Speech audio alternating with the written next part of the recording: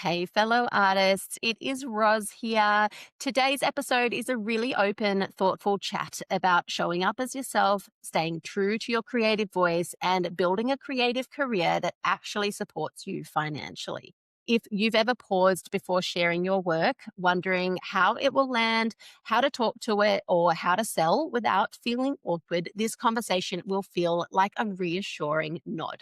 We are talking about honesty. We're talking about self trust, community over competition, and how to put your work out into the world in a way that feels both aligned and sustainable. This is episode 108 of the Paint, Rest, Repeat podcast, which means you can find all the relevant links and the show notes over at permissiontopaint.co stroke podcast 108. Welcome to Paint, Rest, Repeat, the podcast for artists who are ready to ditch the overwhelm, follow their passion, and build a thriving art life on their own terms.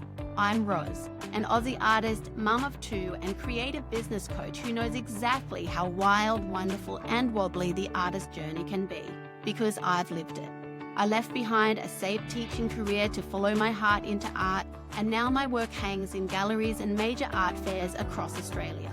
After years of coaching, I'm passionate about helping you ditch the starving artist myth, stick it to the naysayers, and design a creative life that truly lights you up. So if you're ready for real talk, practical tips, and heartfelt encouragement, you found your podcast. Hit follow and let's dive in.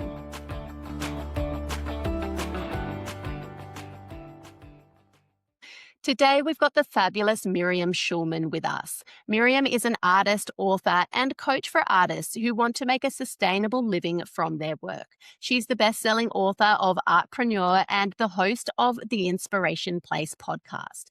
After more than 20 years as a professional watercolor portrait artist, Miriam now helps artists around the world to grow profitable, values-led art careers. Hello, Miriam. Thank you for joining us today. Well, thanks for having me. It's very, very exciting to connect with you one-on-one and also to, share your world with my audience as well. I have actually already shared, a bit about your work here as part of the intro to our episode today. And there's a bit of a crossover with what we do, which I actually really, really love because I'm all about abundance and community and all of that jazz. Can you take us all back to the moment when you realized that what you were doing was more than just your art and you felt called to support other artists on their journeys as well? Do you remember that moment? Was it something that stuck with you? I do. Um, I've been an artist, not my whole life. I haven't always been an artist, but I'm 57. So I've had time to do a lot of things. And I started focusing on my art full time after 9/11. So that's over 25 years ago. And my journey was first as a portrait, mostly as a portrait artist. And as I was entering artist communities, first on eBay, that used to be the only game in town prior to Etsy, and then on Etsy. And when I was making friends, I would put together these mastermind groups for me and my colleagues, and I was the only one who had the advice. So not that other people weren't good artists, but it's just like my brain was wired that way, especially since I had been on Wall Street. So I quite enjoyed giving advice, but at a certain point, I didn't want to do that for free anymore. So first I was doing it for free at first, and that was as a podcaster. So I started that in 2018. So I started my podcast in 2018, and less than a year later, people started asking me, "Hey, Miriam, can I coach with you?" So it really started organically then. And so that was about 6 years ago. And my coaching has grown since then. And it's actually taken over most of my time creatively. I put a lot into my art business by choice and into my coaching practice. So much of what you're saying is relatable. And I think, yeah, that confidence and that interest and that natural passion to teach and help and serve and all of that, I'm completely on that same page with you. Yeah. Well, I've been doing it for 25 years. So it's like, um, The thing about success and that artists need to hear is sometimes being successful can be very boring, that making money is boring because it's about doing the same thing over and over again. Do you know what I mean by that, Roz?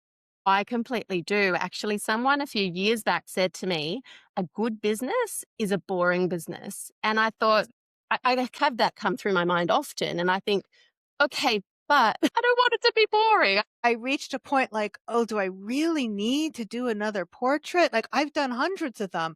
So it's not that, there's a lot of cynical people who think, "Oh, she's coaching because she can't sell her own art." That's not true, actually. I would even say I was more profitable when I was only selling art, because there's a lot of overhead right now in running a podcast and a YouTube channel and being a coach that I didn't have when I was just a solopreneur artist. I'm with you. And I think the calculations are a lot more simple as well when you're creating Yeah, art and selling art. It's yeah. much easier to calculate per unit. Is this profitable? That's right, that's right. So, everything has been by choice, and then I did write Artpreneur along the ways. After I started the podcast, I really wanted to create a book, and part of this wanting to teach, it's not just a question of wanting to serve, creating a legacy became much more important to me. Or I wanted to put these ideas in something that was like a permanent legacy of the way I think about how to sell art. Yeah, it's an interesting one. I connect with that legacy concept as well. However, I do wonder because I'd love to write a book too. It's been on my list for say 5 years, but I do wonder how do you deal with the fact that you then have a written permanent document out there, and your thoughts may change in time around the best way to A, B, and C. How do you navigate that? Yeah, okay. So, the everything I put into the book is evergreen and solid. I was very intentional not to make it a tactical book, but make it a strategy book because I knew that the social media landscape changes constantly. So that I'm very happy about. I did make a mistake though in the book about my thought process when I wrote the book. So it was published in 23. I did the bulk of the writing 21, 22, just to give you guys give an idea of where things were geopolitically. And I made a big deal in one chapter called Embrace Your Inner Weirdo. And it's about really leaning into your quirks and your differences. And I still believe in that. But one of the things I did in the book, kind of to demonstrate it, was I shared my political views. And I really regret that. I've gotten a lot of pushback on it. And it's not so much that the idea of sharing your views, I still believe in, but my political views have changed because being Jewish, I don't really feel like I have a party in the US that I can call a home anymore. So I had written that chapter with the idea of aligning myself with a more progressive audience.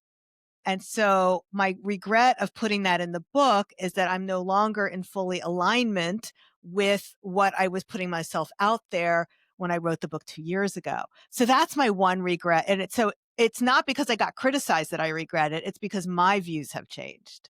The world moves, right? And we change and shift Yes. and evolve. And Yes. our art as well, just to, bring it back to Yes. art itself too. Our art is going to evolve over time too. So yeah, interesting one, Miriam, for sure. Maybe I won't write a book then. What do you think? No, still write a book. And it's okay to have like art that, you've moved on from. It's kind of like we grow up. It's like there's certain things I cringe about that I did when I was 16. Do I not want to be 16? Yeah, it was great being 16. I did some cringy things when I was 21. I did some cringy things a week ago. This is part of life. We do I things that love are a it. little cringy and you like look back, it's like, oh, maybe I shouldn't have done that. My mum actually constantly is bringing over these things from my childhood. I don't know where she keeps it because her home is quite small. But anyway, she brought over these artworks that I did at school when I was around 16. And I was looking at those going, oh boy, oh boy. So yeah, cringy history. It's okay. It's okay. It's In okay. terms of art specifically, they're friends who have bought my art when I first started out. And like, I'll go back to their homes. I'm like, oh gosh, can I take that off your wall? But you don't. I don't wanna tell them that. I just, like, I think it, I let it go. Good point. Good point. Now, as artists and also coaches, and any sort of business owner, actually in the online space, we're constantly surrounded by other people's voices, right? It's everywhere. A few years ago, I actually made a bit of a conscious choice to unfollow a number of people in my own niche online. Not because I didn't respect those people or anything like that, but I just really wanted to stay anchored to my own voice and aligned with my heart and all of that jazz. I was sort of almost like putting the blinkers on just to control what I was being exposed to, or curating my feed, I suppose you can call it that when you're talking about Instagram. How do you think about, influence versus authenticity, particularly in the art space, being exposed constantly to other people's artworks? And where is it okay, to take inspiration, and where does that sit with you? Okay, so the thing is we're all being influenced by things that are in the cultural zeitgeist anyway. Like right now, I just recently did a podcast for my own podcast, which is the Inspiration Place, about the Pantone color of the year, which is Cloud Dancer, which like, oh my god, white, really? But the thing is that I what I talked about was how many artists I coach who are all having success right now painting clouds and skies. Now, they're not doing it because Pantone said, "Cloud Dancer, this is the trend of the year." They were already doing it before the announcement happened. Right? And also coincidentally, but not coincidentally, I collected a piece of art because I don't know about you, but I like to collect art as well as create art. I collected a piece of art by a German artist, Katrin Wells, and it had a lot of clouds in it. So the thing is about like what you're talking about with trends and influence is there certain things that are happening culturally that are going to influence us. We don't even have to look at what other artists are doing in order to experience these types of influences. To get to the question you were asking about, I've also gone through phases where I've had to unfollow people because it can be a little bit disorienting to look at that. I think it's very important though to get influences outside of our own mediums and our own eras. Like I don't follow other artists' business coaches. Like I don't want to because I don't want to feel like I've copied anything from them. And I can do my own research, especially now with ChatGPT anyway. It's copying them for me. Like, I don't have to look. Yeah, so we're all being influenced all the time by the same forces. I mean, what do you think of the Pantone color of the year? No, I'm with you. I'm a massive color lover. However, I do often talk about the value of neutrals in artworks to allow the colors to pop and to stand out. But I'm not sure I would have called it the color of the year. No, because it's not a color, let's be honest. But the thing is, it's what Pantone is also doing is they're not really taking a crystal ball and predicting something. They're looking at what already is trending. And this year, what I would say in terms of that cloud dancer, which is basically just a gray white, or what it's kind of like my wall, just it's looking at a value system. So the value system that is influencing the color choices is influencing everybody right now, whether we want to or not. And whenever I do like a trends video, I'll get pushback from artists like, oh, don't real artists just paint whatever they want? I'm like, no, not really. I mean, Michelangelo was not painting colorful flower paintings. He was doing Renaissance art because he was living in the Renaissance period. If you want to be a successful artist, you need to be culturally relevant. That doesn't mean chasing trends, but you're going to be open to the same influences that is shaping music, literature, all the things. Absolutely. And I think it's just realizing that we are more than just ourselves, right? We exist in a context, we actually exist in multiple sort of contexts. And it also brings me to that whole originality. I love this topic so much. This idea of original thought, original ideas. I think, I don't know. I have strong opinions on this. However, this is your interview, Miriam. What's your take around originality of ideas in art? there is like the influence and the teachers. The place where it starts to get a little bit tricky, Roz, and artists, if you're listening, you'll recognize yourself that this is you. Usually it's bad when you could look at your body of art and say, she took a course by Flora Bowley, and those are the paintings that she took the class with.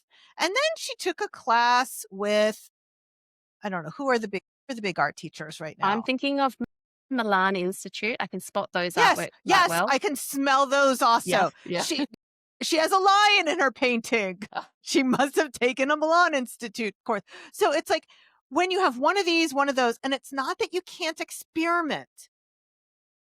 Totally experiment, take lots of classes. I'm not saying don't take classes, but when it comes to put your own art out there, you can have a sprinkle of influences, but it's kind of like a recipe where you have you might have a spice of each of these influences, but that soup you create should be your own. Yeah, I agree with that. It's almost the phases of your art practice to be, in that education phase or wanting to expand your, I don't know, skill set or whatever it is when you're learning from these other people. And I think that's fantastic. I'm pro education, right? Learn as much as you possibly can, but then coming back to your own voice.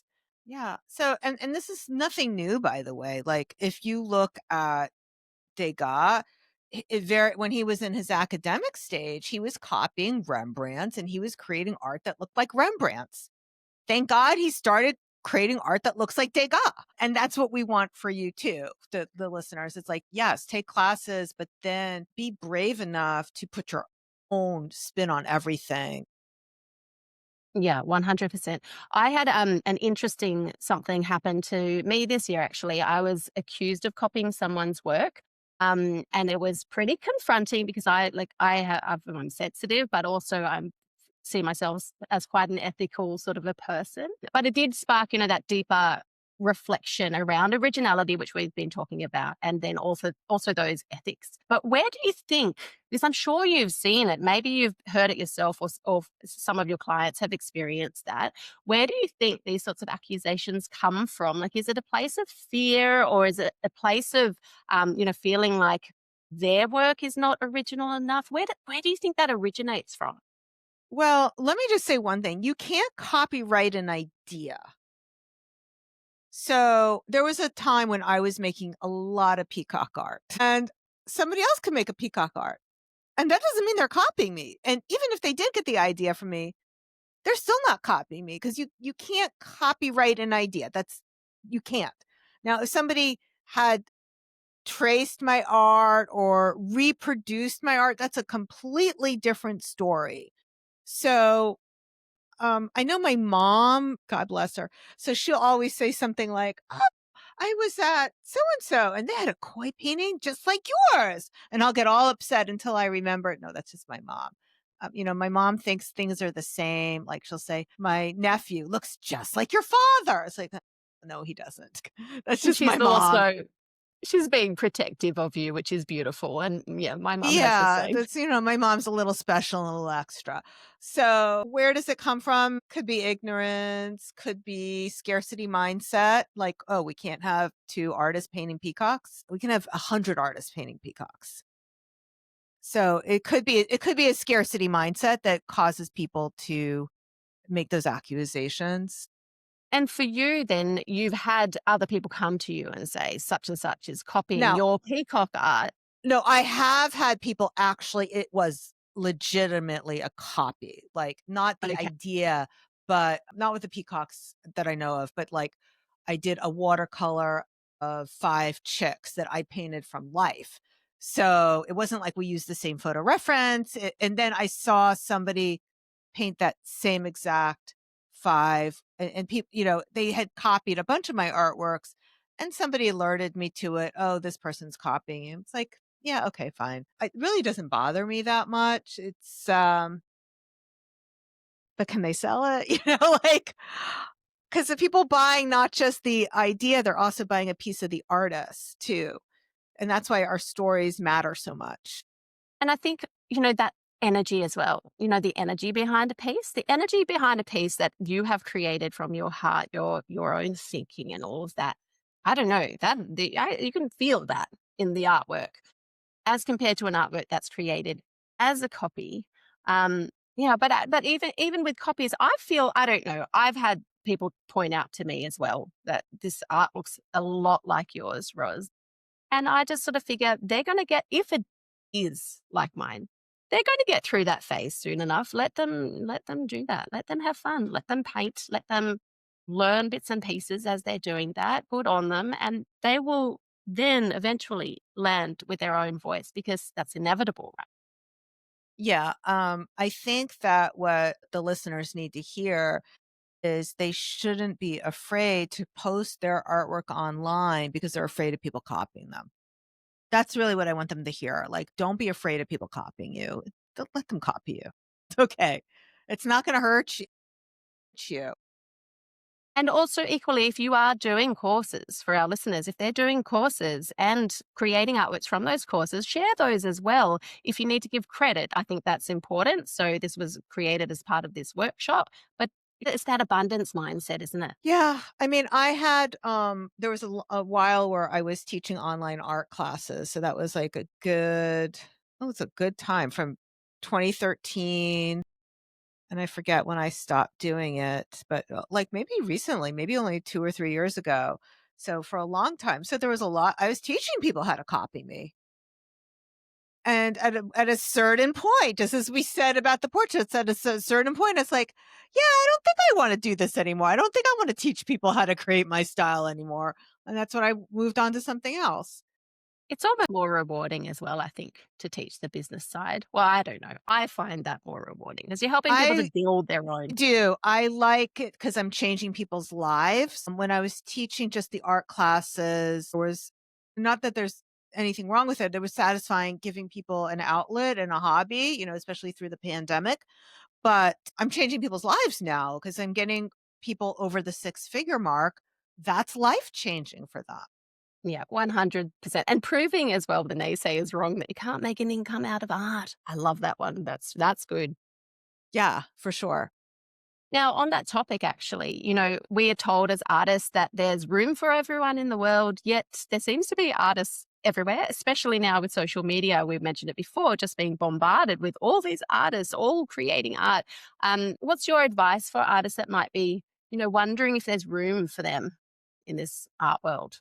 Well, there's totally room for you in the art world. I think the one place where I think that it may be oversaturated is the licensing. I don't know what your thoughts are about that. There's a lot of people teaching licensing, and I think that is a little bit oversaturated. There's way more teachers coming out of people teaching and students of that coming out of that than there really is space for artists to thrive. The ones that I know who are making a full-time living as a licensed artist, very few, and they work on it full time. So that is maybe one area, but illustration, plenty of room for illustrators, plenty of room for fine art, especially in the age of AI. People are turning to the handmade artwork more than ever. So there is lots of potential. I don't see anybody really having a problem in terms of market saturation. It's always a problem in their marketing, their messaging, and their visibility, everything that they can control. It's not because there's too many artists. That's not the problem. Yeah, I'm with you. And I love that positive spin on AI. I see a lot of negativity from artists about AI in the art world. Well, if you're doing surface patterns, that's why I say with the licensing, if you're doing surface patterns, yeah, that is something a computer can do much better than you. Like, It moves towards the graphic design space, really, doesn't it? The surface pattern design. I Pay. think there are a lot of skills that used to be hand skills that are just so easily now reproduced by the computer that whether it's AI or just computer, that there's just a need for less artists in that field than there used to be. So Yeah. that's the one area where I do think AI may be encroaching artists. But in terms of wanting to do like the art like yours, portraits, the work like mine, the work of, and it's not just painting, there's a lot of fiber artists who are doing really well, ceramic artists who are doing well, even photography. And I don't see AI really competing with that the soulful touch that they are able to bring. Yeah, definitely. There's a big push for ceramics here and textiles, as you say, very tactile. People are wanting That's right. tactile things here in Australia. Everywhere. That's one of the huge trends right now is people want something they can feel and touch and that feels real. It's grounding to them.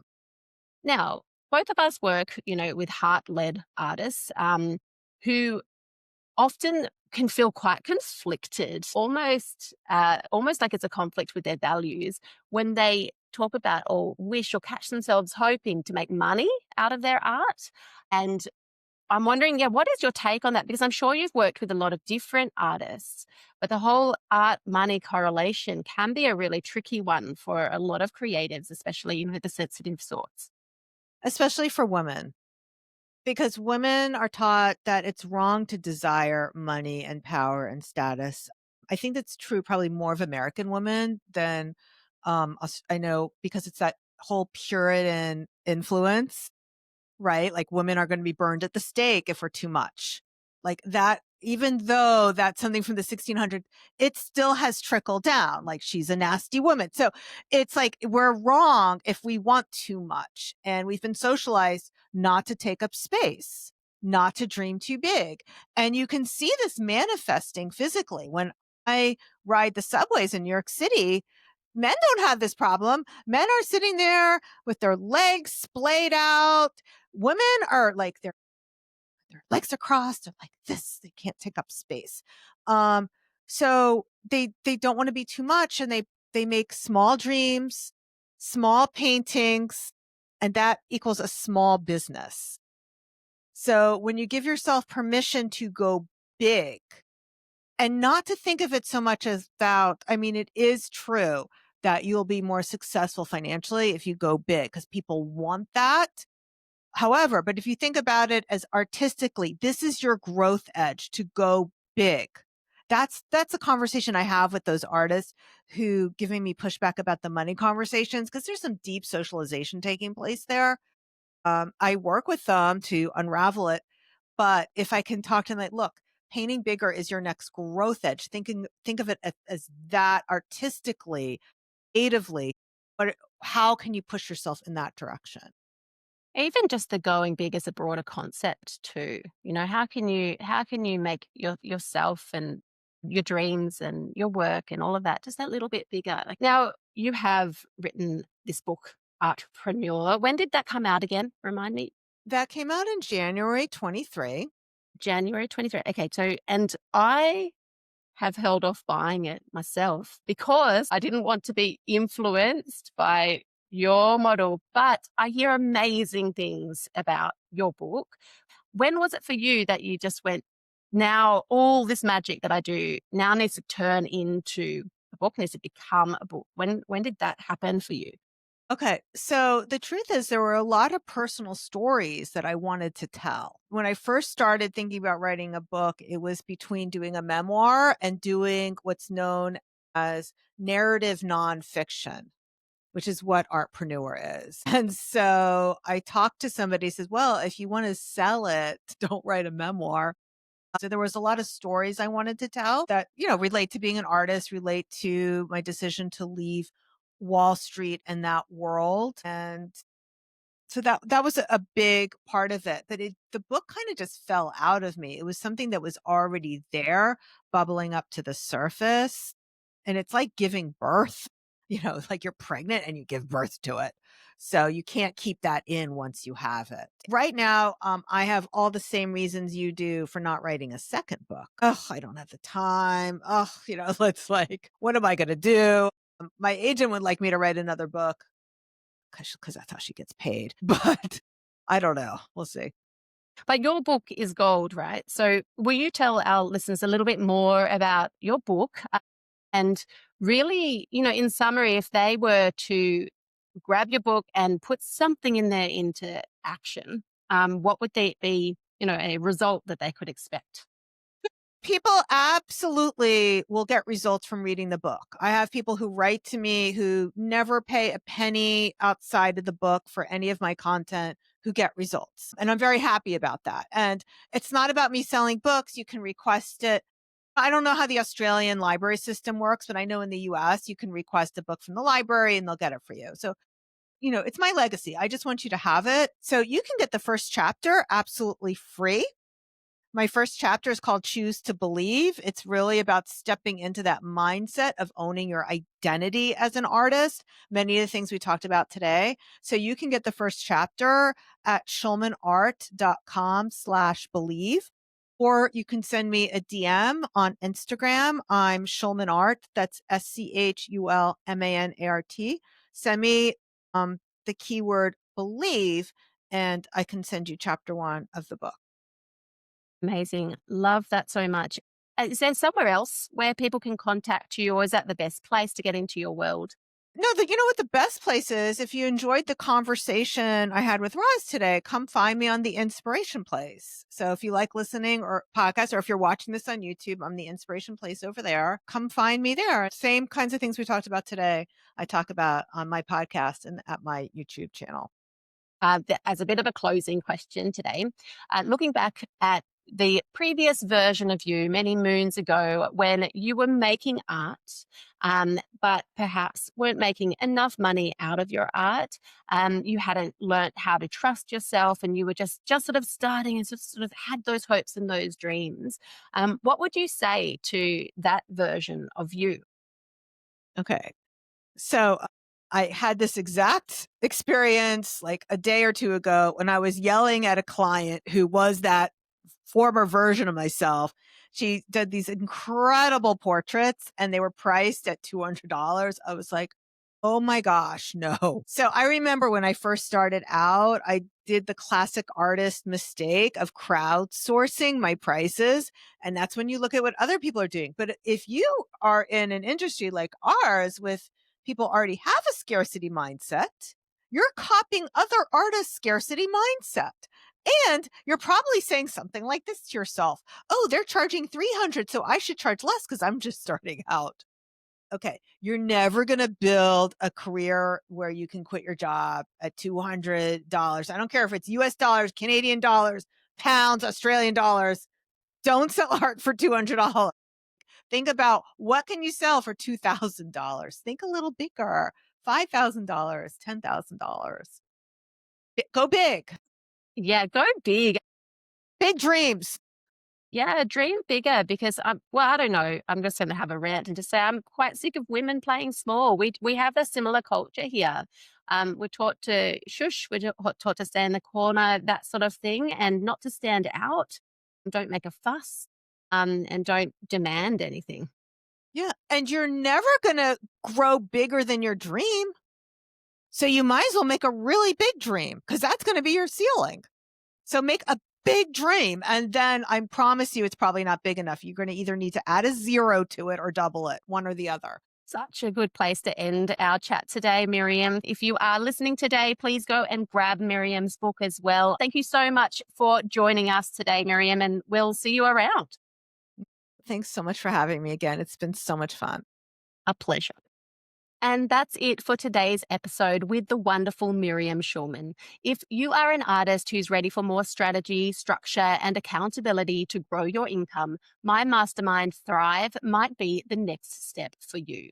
Applications are always open, and you'll find all the details at permissiontopaint.co/thrive. If you're feeling ready for momentum and support, I would love to see your application come through. Remember, every small step you take brings you closer to the artist that you're becoming. I'm Roz Gervais, and I'll catch you in the next episode.